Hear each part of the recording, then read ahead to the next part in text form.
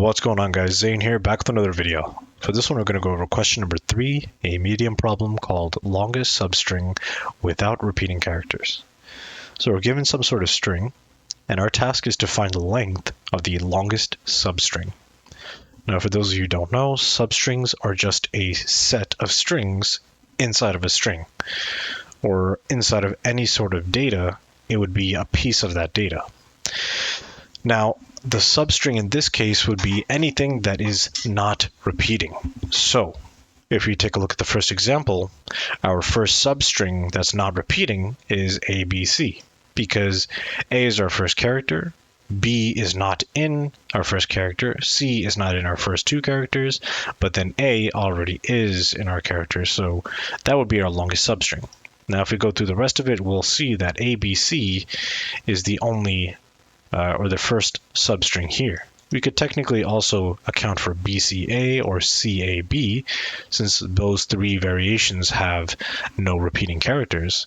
But in the end, it comes down to the first one, ABC, is our longest substring. The rest of them are the same length, so we don't care about those. We'll just return the length of the first substring, not repeating.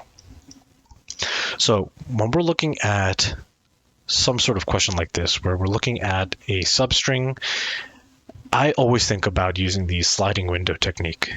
And this one is a very powerful tool to have in your toolkit, at least from the research that I've been doing, looking at the Cracking the Coding Interview book as well. I think this is definitely a technique that we should learn and have in our toolkit ready to go. The other thing is the repeating characters. So when we're thinking repeating characters, I'm always thinking about a set in Java, because a set's mechanics are that there's no duplicate values. So what I'll do is I'll first declare some set, and it'll be of type character. And the reason for that is because we're going through every character in the string. So this will be a set of type character. I'll call this set, and it'll be a new hash set. Now, with our sliding window technique, the first two things I always do is declare an int I and int j, set those to 0. In this case, we're setting it to 0 because we're going to be using those two as pointers to scan through our array, or our string, yes. So what we'll do now is we'll write a while loop. So while we're in bounds, so while I is less than the length of the string, because we obviously don't want to go out of bounds. Now, we're essentially going to be at our first character. So we'll say char C is going to be s.char at I. So this is the character that we're at right now. Let's say A. Now we'll check A. We'll be like, okay, is A inside of our set? No? Great. Add that to our max. Add that to our set and increment I. So what I mean by that is we have our character. Now we'll just say add our character to the set, get some max value, which would be the value of our longest substring. In this case, it would just be the value of I and j subtracted plus 1. Now we need some placeholder for that, so we'll just say int max length is going to be 0, and then we'll go down here and say max length is going to equal whatever is bigger between the value itself or I minus j plus 1. Now the reason I'm doing I minus j plus 1 is because we're going to be using pointers. We're going to be traversing through and using these pointers as our window. So if we use 0 and 0, our window is technically this here. But now if we were to use i's 2, then I would be over here, j would be over here, so our window is technically this here. Then we'll just constantly slide this. To take a look at this blue here, we'll be sliding this to the right and increasing it as our instructions allow. But technically, if we were at this position here, the max would just be I minus j, which is 2 minus 0 plus 1. So 2 minus 0 plus 1 is 3, and that's the answer here. You guys might be a little confused as to why we're using +1, and I was also confused about this. So just as a side note, we're using the +1 because we have to account for the 0th index. So once we've added it to our set, we've got the max length in this part of the iteration, then we can just increment I so we can continue on to the next iteration.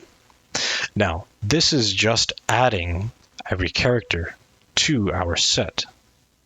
But before we do that, we need to make sure, hey, is the value that we're at right now in our iteration, is that already in the set? Because we don't want repeating characters. So what we could say is while the set contains the value of C, which is going to be the value that we're at right now, then that's where J comes in. Then we'll say, okay, remove the value of where J is, at index J. So remove that value from our set, and then increment J.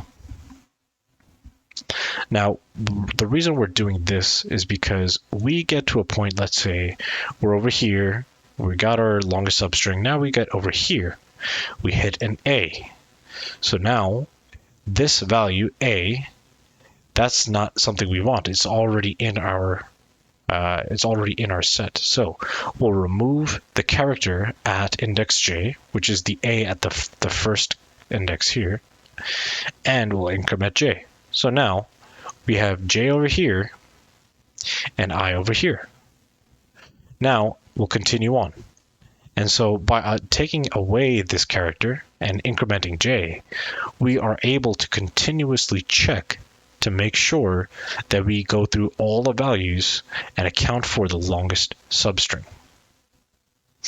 So once we've removed / added to our set, we've incremented I and J, we've got the max length by seeing which one's bigger, the max length variable itself, or the index minus the index +1. Then what we can do is at the very end, we'll just return the max length. Now let's run this and see what we get. Answer is accepted here, and we're good to go. Anyways, guys, that's it for this one. If you have any questions, comments, feedback, please let me know in the comments below. Otherwise, hit that like and subscribe button. Show me some love. I'll see you in the next one. Peace.